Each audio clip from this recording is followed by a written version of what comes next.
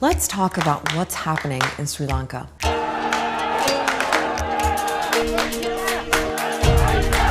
The country has run out of money and the economy is in free fall. There are shortages of food, fuel, and medicine.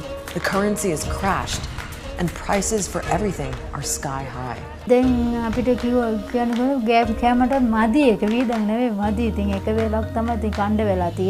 a lot of Sri Lankans blame the government and President Gotabaya Rajapaksa. There have been weeks of protests across the country. The Prime Minister, Mahinda Rajapaksa, who's the president's brother, has quit, and things have gotten pretty violent.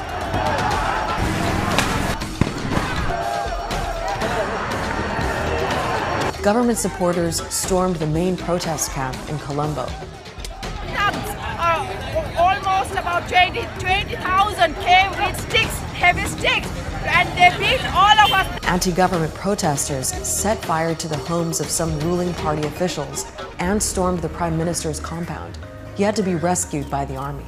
Several people have been killed and hundreds have been wounded. It's a economic crisis that was brought on by a political crisis, and now we're just generally in crisis. So why are so many Sri Lankans fed up with the Rajapaksa family? What's gone wrong with the economy? And what's it going to take for Sri Lanka to get out of this mess?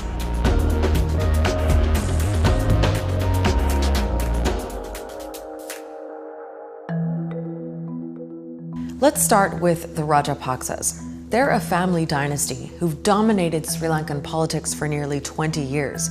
They've been accused of nepotism, corruption, and being bad administrators. Mahinda Rajapaksa served 2 terms as president and gave dozens of family members government jobs. There was a new president in 2015 from an opposing party.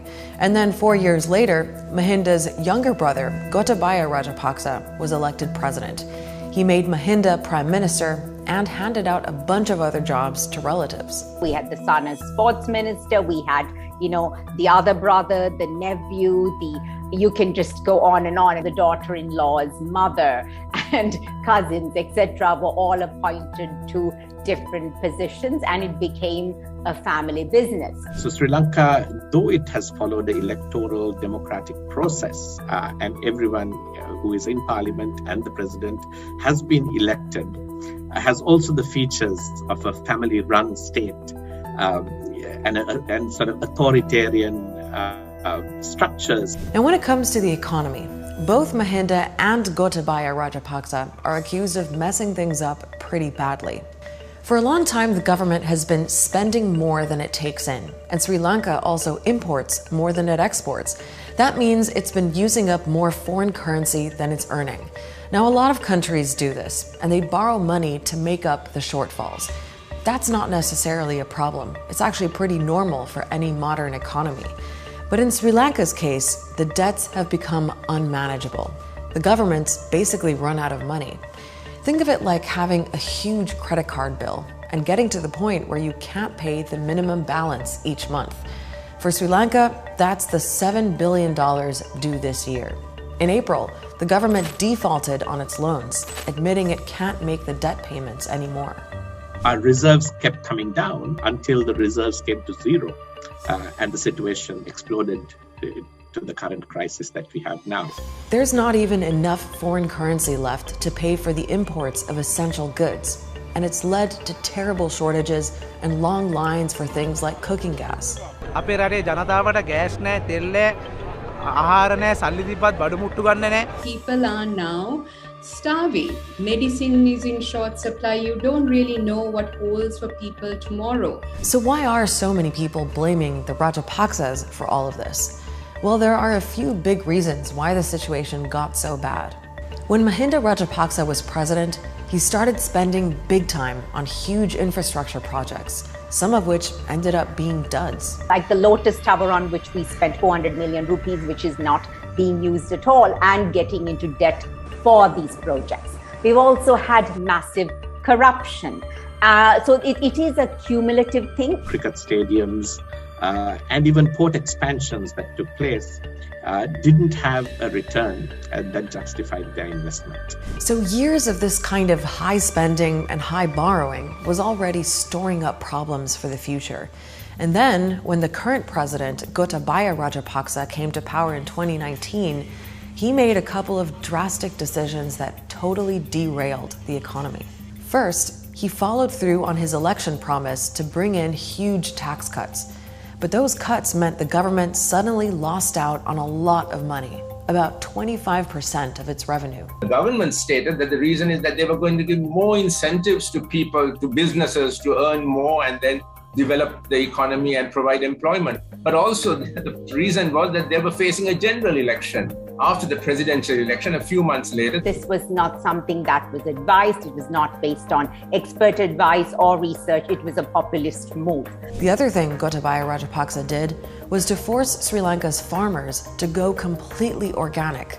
Pretty much overnight, the government banned the use and import of all chemical fertilizers. No country in the world goes into organic farming 100%. At best, developed countries like Germany have maybe 10 to 15% organic farming. And it was disastrous for Sri Lanka's farmers, who were suddenly producing much less. It got so bad that Sri Lanka had to start importing rice, something it never had to do before. And food prices went way up. What it did was cause an escalation in prices in the local market for staple foods that people were accustomed to getting easily and cheaply. And remember, while all this was going on over the last couple of years, there was also the pandemic and all the problems that caused. The tourism industry took a massive hit, and tourism is usually one of Sri Lanka's biggest earners and an important source of foreign currency. So basically, by the middle of last year, all of these problems were coming to a head, and it was already clear what kind of financial trouble the country was in. But the government didn't really face up to it. Analysts say the government is like an ostrich with its head in the sand. Not taking corrective action was the huge governance and policy mistake that was made, I think, which caused the crash to be so much more severe than it could have been. So what happens now? Well, on the economic front, Sri Lanka desperately needs cash. India has offered up more money to help with fuel imports. China has also put more loans on the table. But the main hope is to secure a big bailout from the IMF.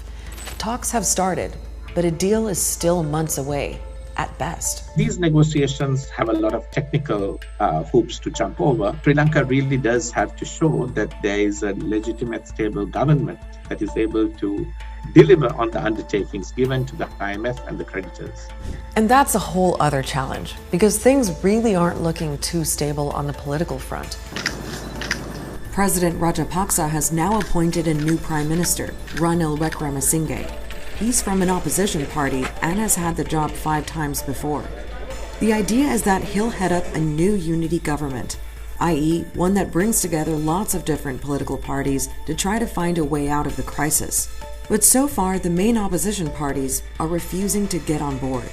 They want what the protesters want, for Gotabaya to go.